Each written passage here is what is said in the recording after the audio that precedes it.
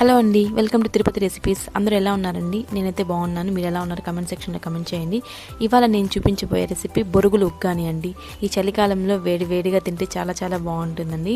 So ఇప్పుడు దాన్ని ఎలా తయారు చేసుకోవాలో చూద్దాం. Let's get in to the video.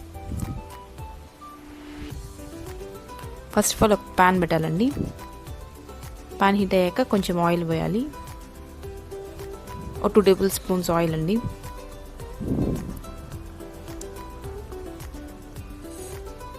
Oil వేసిన తర్వాత కొంచెం హీట్ అయ్యాక ఆవాలు వేయాలండి. ఆవాలు కొంచెం చిటపటలాడాక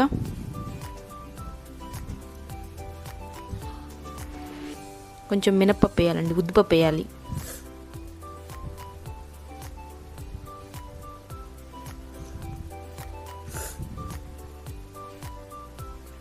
ఉద్దిపప్పు వేగిన తర్వాత ఒక ఆనియన్ కోసి ఆనియన్ వేయాలండి. ఆనియన్ చిన్న చిన్న పీసెస్ కట్ చేసి ఆనియన్ వేయాలి.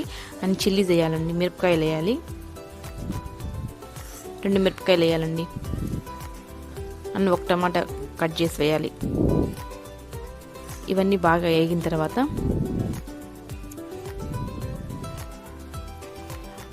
కొంచెం కొత్తిమీర, ఇది ఎక్స్ట్రాగా మేము యాడ్ చేసామండి. కరివేపాకు, కొత్తిమీర కొంచెం రోట్లో దంచి అది వేసాము. అది కొంచెం వేగాక పసుపు 1/2 టీ స్పూన్ వేయాలండి. 1/2 టీ స్పూన్ వేసిన తర్వాత నానబెట్టిన బొరుగులు 2 కప్పులు బొరుగులు, 2 మినిట్స్ నానబెట్టిన బొరుగులు 2 కప్స్ అండి. అవి వేసి బాగా సార్ట్ చేయాలండి. బాగా సార్ట్ చేసిన తర్వాత 1/2 టీ స్పూన్ మిరప్పొడి అండి. ఎందుకంటే ఇంతకుముందు పచ్చిమిర్చి వేసాము కదండి, కొంచెం స్పైసీ ఎక్కువ ఉండేది. 1/2 టీ స్పూన్ వేసాము. ఫైనల్గా